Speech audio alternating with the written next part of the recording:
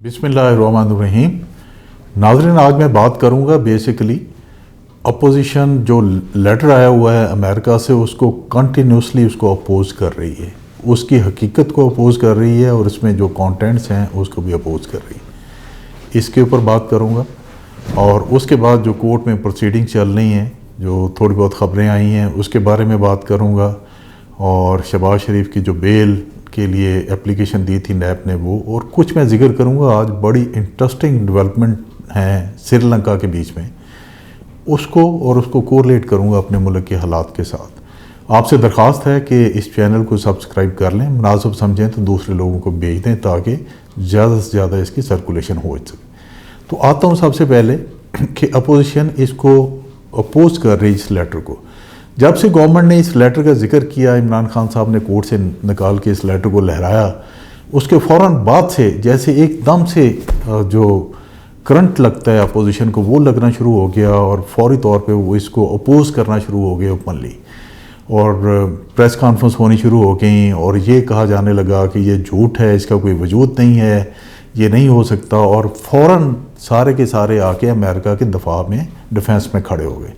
तो ये एक बड़ी सस्पिशन किस्म की एक सिचुएशन उन्होंने क्रिएट कर दी कि why they were standing for the defence of America, why not in the favour of their own government कि इसको इन्वेस्टिगेट कर लें। ये बड़ा चलता रहा और सो मच हो कि हदें यहाँ से पार कर दी। शहबाज शरीफ साहब ने जब कहा कि अमेरिका के बगैर हम रह नहीं सकते, and beggars can't be the choosers, the famous one, और उसके बाद सोने पे सुहागा जब ख्वाजा आसिफ साहब ने शाहिद खाकान अब्बासी और उनके जो एहसन इकबाल उनकी मौजूदगी में जो उन्होंने कलाबे भरे कि हम तो ऑक्सीजन पे हैं और वेंटिलेटर्स पे हैं और वेंटिलेटर भी यूएसए के लगे हुए हैं, वो चाहे तो हमारे पास तो इंपोर्ट बिल के पैसे भी ना हों।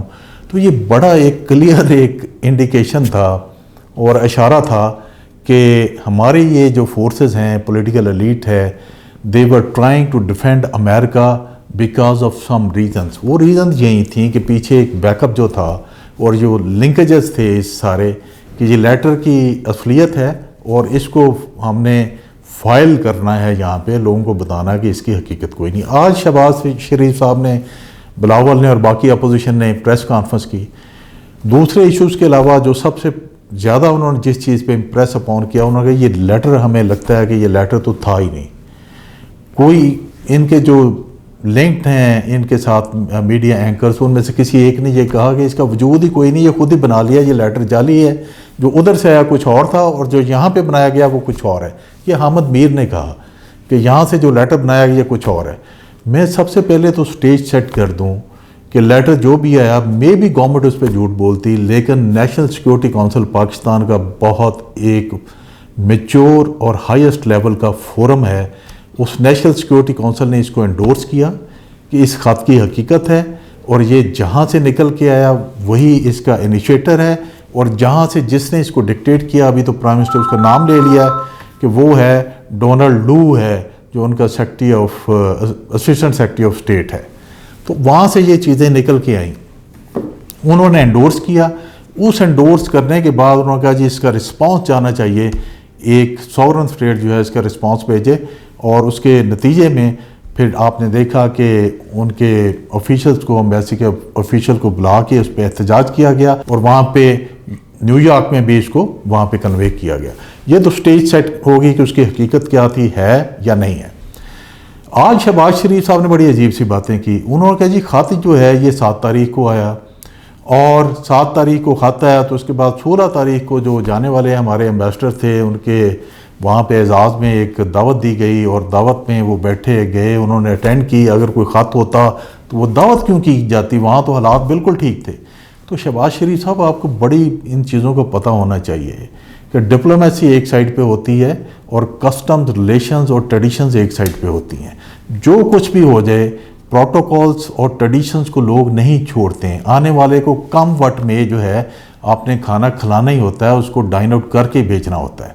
आप देख लें दोनों मुल्कों के खिलाफ आपस में जंगें लड़ रही होती हैं, लेकिन जब एक दूसरे के सरबराह जाते हैं या कोई वफद जाता है या फॉरेन मिनिस्टर जाते हैं तो उनके एजाज़ में या उनके लिए भी खाने का अहतमाम किया जाता है।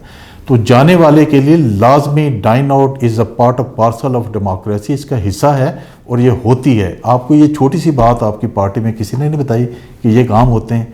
आप यहाँ पे देखें, जब आपके भाई प्राइम मिनिस्टर थे, जरदारी साहब प्रेसिडेंट थे, तो दोनों की आपस में बनती नहीं थी, एक दूसरे के पेट फाड़ते थे आप, लेकिन उसके बावजूद रिचुअल थी, ट्रेडिशन थी। नवाज शरीफ साहब ने जरदारी साहब का जब टेन्योर पूरा हुआ तो उनको अपने घर प्राइम मिनिस्टर हाउस में खाने पे बुलाया, उनको खाना खिला के अलविदा किया।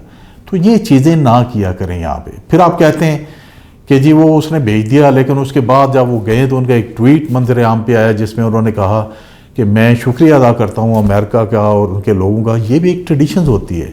उन्होंने अमेरिका के लोगों का शुक्रिया अदा किया, उन्होंने डोनाल्ड डू का शुक्रिया अदा नहीं किया, अमेरिका के लोगों का किया। ऑब्वियसली जहाँ से आप वापस आते हैं तो वहाँ से अपने एक छाप आप छोड़ के आते हैं, अच्छी छाप छोड़ के आते हैं, और वहाँ से इस तरह के आप करते हैं, ट्रेडिशंस हैं, ये उनका हिस्सा है। इस तरह की आप चीज़ें करके आते हैं ताकि लोग जो हैं उनको बाय कर सकें, आपको अच्छा समझें। उसके बाद आप देखें बिलावल साहब ने कहा जी कि ये तो एक नॉर्मल सी चीज़ है, बहुत सारी केबल्स आती रही हैं, अमेरिका डांटता रहा है, ये करता रहा है। अगर अमेरिका पहले डांटता रहा और हमारी गवर्नमेंट उसको सुनती रही हैं, then we were not a sovereign state, then we were a slave. Now the nation has decided that nation will not become a slave anymore. ये गुलामी में नहीं रहेंगे, अभी निकलने का फैसला कर लिया हुआ है। तो आप समझ लें कि 7 मार्च 2022 onward the Pakistani nation and the Pakistan itself will never be a slave to any government or any superpower of the world. ये फ़र्क है बिलावल साहब, उस वक्त आपकी जो केबल्स आती थी और अभी जो है उसके बीच में। अवाम का आपने गुस्सा देख लिया, उनका रिएक्शन देख लिया। अवाम जो है किसी भी इस तरह के रवैये को जो कि उनको स्लेव बनाए एक्सेप्ट करने के लिए तैयार नहीं है। इसके अलावा जो एंकर्स हैं इनके साथ जुड़े हुए वो बड़े बड़े बयान दे रहे हैं। हामिद मीर ने, मैंने कहा कि एक तो उन्होंने कहा ये तो बयान ही गलत है, दूसरा उसने कहा जी कि एक और स्टोरी पेंट कर दी कि वो तो ऐसे नहीं हुआ था, वो किसी दावत में उन्होंने कुछ लोगों को बुलाया हुआ था, उस दावत में ये बातचीत हुई तो उन्होंने ये कुछ एम लिख के भेज दिया। ये सारा झूठ पे मबनी है। Why can't and why don't we want to stand with our own country Pakistan? हम क्यों नहीं खड़ा होना चाहते? हम दूसरों को क्यों डिफेंड कर रहे हैं? जब हम दूसरों को डिफेंड कर रहे हैं तो फिर बहुत सारी सस्पिशन क्रिएट होती हैं। आप दूसरों को डिफेंड ना करें, अपने मुल्क के साथ खड़ा हो जाएं और कहें कि इसको इन्वेस्टिगेट कर लें। जब इन्वेस्टिगेशन होगी तो वो सारी चीज़ें डॉट्स हैं इसके साथ मिले हुए वो क्लियर हो जाएंगे। उसके अलावा आप ये देखें कि इसकी हकीकत और निकल के सामने आती कि डेविड लू साहब ने जब अभी रिसेंटली इंडिया का विज़िट किया तो वहाँ पे उनके ये क्वेश्चन हुआ कि आपने पाकिस्तान गवर्नमेंट के लिए ये बड़े सख्त अल्फाज इस्तेमाल किए और बहुत सारी धमकियाँ उनको दी, तो आप इससे क्या आपका मतलब था? उन्होंने कहा जी we are monitoring Pakistan political situation and the political process. उसने कहा जी क्वेश्चन तो मैंने आपसे ये पूछा, आपने जवाब ये दिया। तो उन्होंने कहा जी मैं यही जो मैंने कन्वे करना चाहता था मैंने उसको कर दिया। तो इसका क्या मतलब हुआ कि उन्होंने उस चीज़ को डिनाई नहीं किया।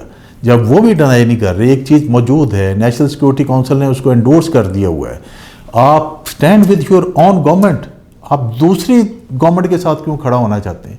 क्यों साबित करना चाहते हैं कि पाकिस्तान झूठा है, अमेरिका सच्चा है? और अमेरिका को आप फेवर क्यों करना चाहते हैं? आप अपने मुल्क को फेवर करें यहाँ के ऊपर। अभी आते हैं सुप्रीम कोर्ट में जो चीज़ें चल रही। सुप्रीम कोर्ट में एक तो 2 एप्लीकेशन आई हुई हैं, एक सुमोटो नोटिस है, अभी उसकी कार्रवाई शुरू हो गई हुई है। आज एक एडिशनल एप्लीकेशन दी है पीपल्स पार्टी ने फुल कोर्ट रेफरेंस के ऊपर। उन्होंने कहा जी फुल कोर्ट इसके ऊपर बनाएं, ये लार्जर बेंच ठीक नहीं है। उसको तो चीफ जस्टिस साहब ने ये कह के सेटिसाइड कर दिया क्या आपको इस कोर्ट पे एतबार नहीं है। जब उनके अटॉर्नी जो कि फ़ारूक एच नाइक हैं उन्होंने कहा जी हमें आप पे पूरा कॉन्फिडेंस था, उन्होंने कहा जी फिर रहने दें फुल कोर्ट रेफरेंस को, उन्होंने और काम भी करने होते हैं, अदालतों में बड़े काम होते हैं, आप हम पे ट्रस्ट करें और इनको प्रोसीडिंग को जाने दें। और कोर्ट बड़ी उसके ऊपर फर्म है कि हम देखेंगे कि अंदर की प्रोसीडिंग कैसे हुई, बेसिंग ऑन दैट हम अपनी जजमेंट कॉल देंगे कि क्या ये कॉन्स्टिट्यूशन के हिसाब से ठीक है। बड़ा क्लियरली कॉन्स्टिट्यूशन कहता है कि कोर्ट पार्लियामेंट के अंदर की कार्रवाई और ruling given by the speaker और the chairman will not be challenged, उसको चैलेंज नहीं हो सकता। उस पर रिसेंट वर्डिक्ट भी आया हुआ है इस्लामाबाद हाई कोर्ट का, वो बड़ी क्लियर चीज़ें सामने हैं। अभी देखें कोर्ट उस पर क्या डिसाइड करती है। आज चीफ जस्टिस साहब ने अभी कह दिया हम कोई हुक्म सादर करके उठेंगे, हुक्म क्या सादर होता है ये देखते हैं। लेकिन मैं ये कहना चाहता हूँ, ये बहुत हो गया हमारे ऊपर।